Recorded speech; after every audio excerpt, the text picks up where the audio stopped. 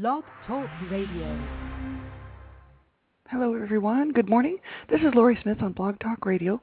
It's 5:30 in the morning, excuse me, Calgary, Alberta time, and I'm just happy to be here this morning. This is one child abuse survivor to another, and my voice is kind of not very clear this morning. I'm here today just talking about child abuse and adult survivor abuse issues, and I'm so happy that you can join me. It is the last day of 2009. And tomorrow we'll be ringing in the new year, 2010, and I'm just really excited about this. This has been a year of, I would say, some great changes in my life, positive changes. There's been some stressful things as well, but overall, it's been a great year, and I'm so glad that I've been able to share the last few months of it with so many wonderful people, and just this last month with Blog Talk Radio listeners, and I'm just happy to be here. So I hope you'll join me today, and we're looking at a particular website that I found, and it's helpguide.org. It just like it sounds, helpguide.org, and I found that's a resource that I really want to pass on to you, and if you'd like to call in and you have a question regarding any kind of abuse issues, whether it's child abuse, domestic abuse, or anything else related, please phone, and you can phone my guest call-in number, and that's area code 917-889-3736, and it's a live streaming internet radio, blogtalkradio.com radio show. So if you do phone in, you'll be on the air live, and if you'd rather just send me a private message, then please, by all means, do. And if you can also register to be a user on blogtalkradio.com, and you can sit in on all kinds of great shows, which I have found so many very helpful shows regarding child abuse and just healing. And you can get in on those shows, and you can sit in the chat rooms and ask questions and be part of the show.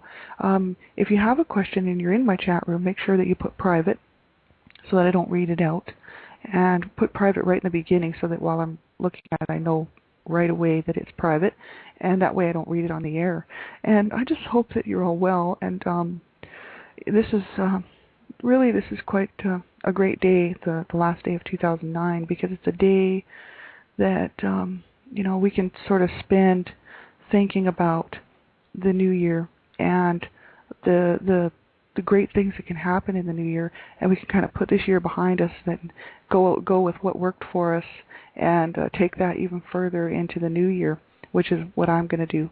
And I just appreciate everyone who's here with me this morning. I know it's really early on where I'm at, 5:30 in the morning, Calgary, Alberta. And I'm not a counselor, or I'm not a legal counselor or a legal professional of any kind.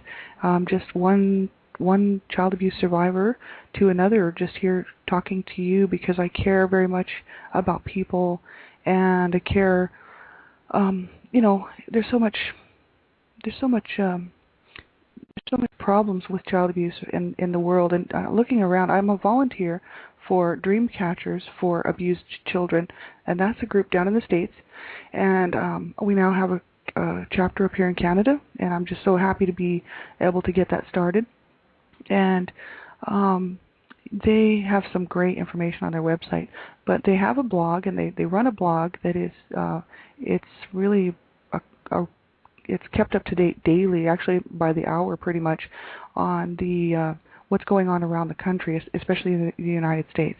And there's the amount of information coming through that blog regarding the amount of child abuse that's going on is actually mind-boggling. And this situation is not going away, and it's not going to go away until we start talking about it. It needs to be brought out front and center and into the public sector. And it needs to stop being pushed under the rug, and people need to stop being silenced.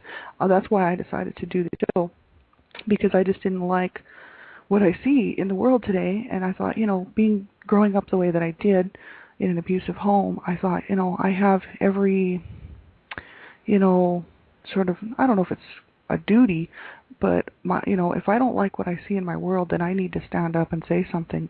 And that's the purpose really for this show.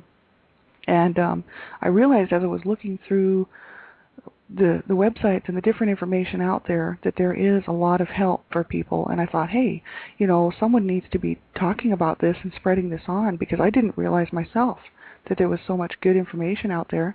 And I have someone sitting in my chat room, and I'd just like to welcome you and just hope that you get something out of this show. I'll check my chat room every now and then if you have a question, or if there's just something you would like to mention, or that you think a listener might have that might do someone some good. Please make sure that you do put that there. And I'm just so happy to be able to share this information. I found some great information on this helpguide.org regarding child abuse and neglect, and also domestic violence and just all kinds of abuse issues. And the helpguide.org is an organization that's a nonprofit, and they are working really hard to bring some good information to people. So I'd suggest you go on their website. And I also wanted to talk about the Michael C. Irving, PhD, Child Abuse Monument founder, I guess, or creator, and his coping list that we were talking about last week. So, I'm just really excited to be here, and I thought I'd just start with this helpguide.org, child abuse and neglect. And it's they go through, they talk about understanding child abuse and neglect, myths and facts. You can find that right on their website. And then they said here, effects of child abuse and neglect. So I'll just read a little bit right from their page. It says, all types of child abuse and neglect leave lasting scars. Excuse me. Some of these scars might be physical, but emotional scarring has long-lasting effects throughout life, damaging a child's sense of self, ability to have healthy relationships, and ability to function at home, at work, and at school. Some effects include a lack of trust and relationship difficulties, and then they also list core feelings of being worthless or damaged. So I'm just going to read a little bit through there. And the lack of trust and relationship difficulties, this is what they've written here. If you can't trust your parents, who can you trust? Abuse by a primary caregiver damages the most fundamental relationship as a child, that you will safely, reliably get your physical and emotional needs met by the person who is responsible for your care. Without this base, it is very difficult to learn to trust people or know who is trustworthy. This can lead to difficulty maintaining relationships due to fear of being controlled or abused. It can also lead to unhealthy relationships because the adult doesn't know what a good relationship is. So, as we grow up in, survivors of child abuse grow up in these homes, you really have a hard time knowing who you can trust, and you might make decisions that aren't so good just because you were just not brought up and not raised and taught these skills, right? And it says here, core feelings of being worthless or damaged. I'm going to read right from their page. If you've been told over and over again as a child that you are stupid or no good, it is very difficult to overcome these core feelings. You may experience them as reality. Adults may not strive for more education or settle for a job that may not pay enough because they don't believe that they can do it or are worth it or are worth more. And it says sexual abuse survivors with the stigma and shame surrounding the abuse often especially struggle with the feeling of being damaged. And it says trouble regulating emotions. Abused children cannot express emotions safely. As a result, the emotions get stuffed down, coming out in unexpected ways. Adult survivors of child abuse can struggle without unexplained anxiety, depression, or anger. They may turn to alcohol or drugs to numb out the painful feelings. So this is all very relative and all very, true. I know, even in my case, core feelings of being worthless or damaged. When you're told and by your parent that you're worthless and you're no good and you're just stupid or whatever, if you hear this over and over again, it does have an effect on you. It does affect the way that you see yourself, and it does have an effect on the way that you look at yourself, and you think that other people see you.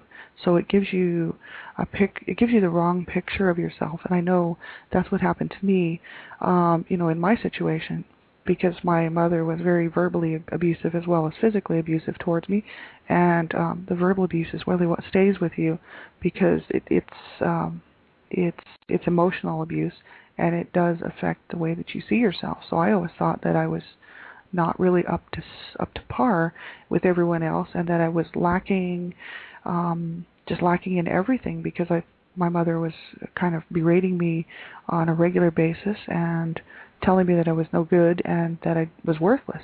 So, when you grow up hearing that and you take that into your adult life, or even into your teenage years or early adult life, you develop an attitude, And for me, a lot of it was, when I was really little, was just a lack of confidence. And then when I got older, I just became angry and really had some anger issues that I didn't know how to work out, and so I turned to drugs and alcohol for a little while, but mostly drug use. And it really didn't help anything, because all it did was just put off what I needed to face, which was the issue of emotional abuse and verbal abuse. So if you're feeling these things, then you're not alone. And there's this article I just found was so helpful, and there's all kinds of information here regarding types of child abuse. There's an article on child sexual abuse, a hidden type of abuse, and there's articles on risk factors for child abuse and neglect, recognizing abusive behavior in yourself, and breaking the cycle of child abuse. And I thought that was really interesting. We don't see too much of that. Well, actually not all that much I haven't found on that. Maybe there's a lot out there I just haven't found. But there's also helping an abused or neglected child article, and reporting child abuse and neglect. So, if you're someone suffering from child abuse right now, and you're a youth and you're listening to this program, make sure that you get help. And that means that you need to dial some phone numbers. You need to talk to a school counselor.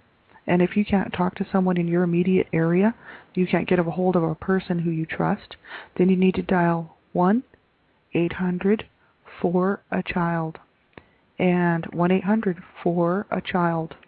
Or 911, just phone the police.